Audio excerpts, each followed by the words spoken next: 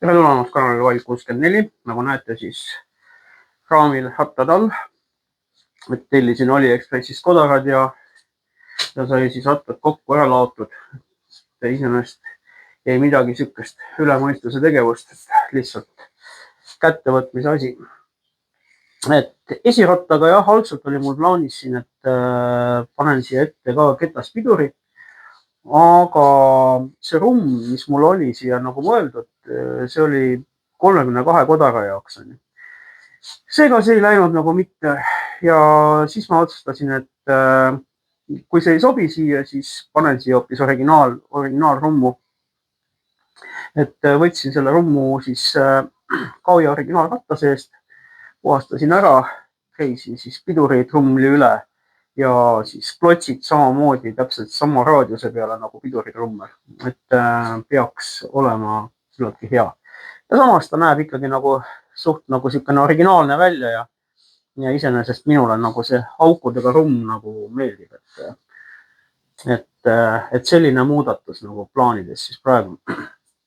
Nii, tagaratas ka all, ütleme, et üks-ühele ta siia muidugi alla see rumm ei sobi, et natukene tuleb siin raami laiemaks painutada ja laiemaks tuleb painutada nagu ühelt poolt, sest et see rumm on nagu ebasümmeetriliselt laiem on ja just ühele poole ehk siia selle hammasrata poole ehk see pool on nagu laiem. Ja selleks siis tuli raami natukene siin kahest kohast veidike soojendada ja ühte poolt siis nagu veidikene rohkem laiemaks painutada. Aga jah, ütleme, et nüüd on see ratas ära kokku pandud ja igati sirge ja mõistlik.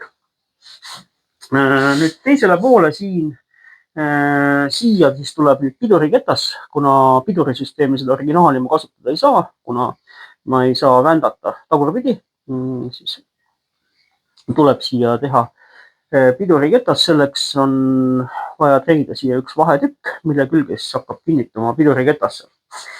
Et pidurikettad on ka, ütleme, et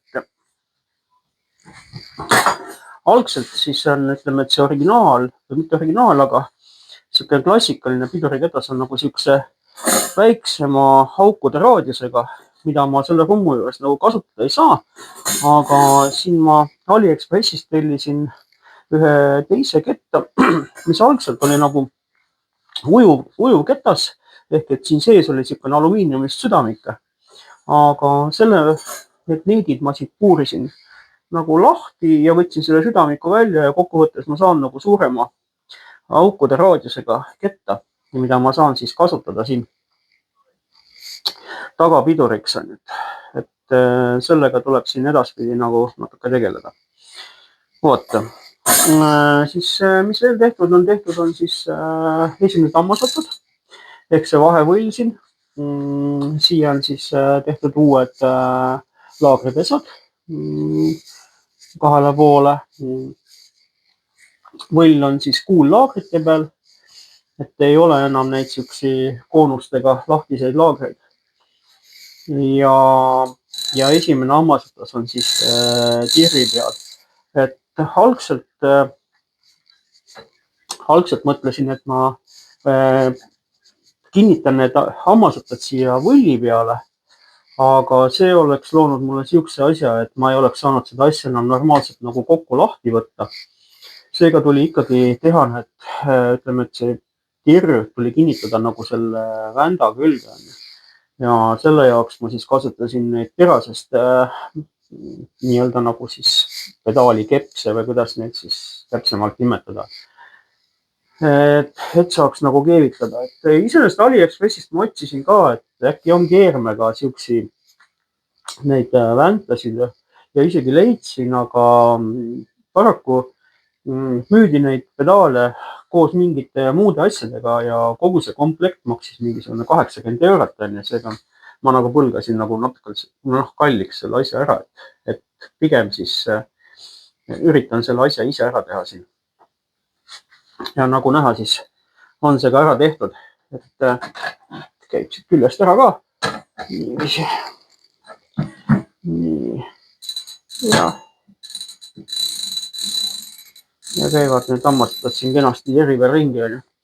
Ja südamiks siis on treitud siin täpse mõõduga selle võlli peale, et ei oleks mingisugust lõtku, sellepärast et see pind peab olema küllaltki tugev, et see ei tohi nagu kuskile poole läbi painduda, sest et siin on kahtepidi töötavad jõud ja need jõud ilmselt pole väiksed.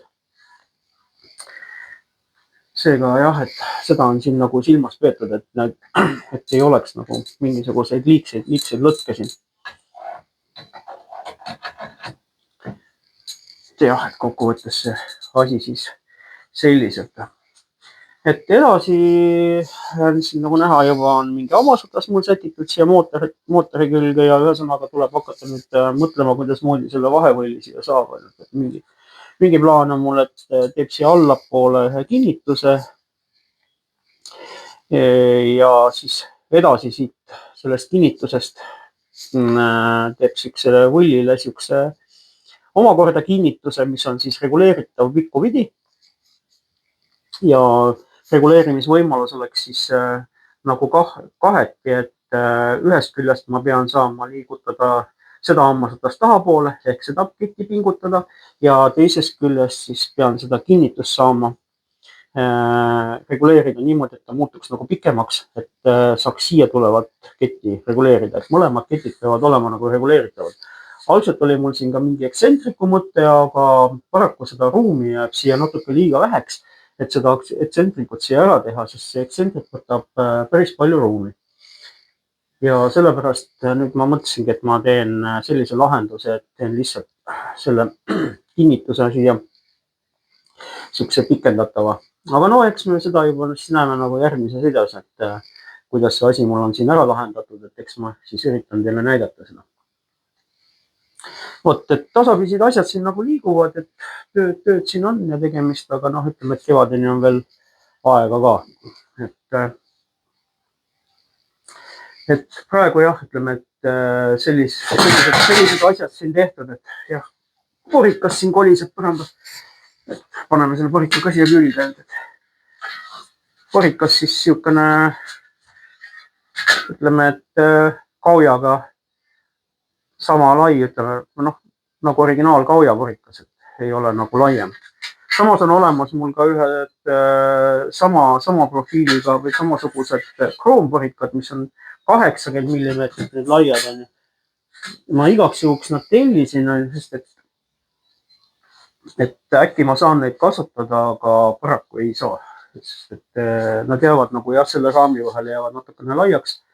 Et võib-olla jah, mingile Riga 5-7, et seal on raam on ülevalt laiem, et seal ehk saaks kasutada, aga jah, paraku minul nad siia ei sobi. Et kui kellelgi on mingi huvi, siis võite oma kontakti mulle jätta, võtan teiega ühendust ja võib-olla saame mingit diili teha.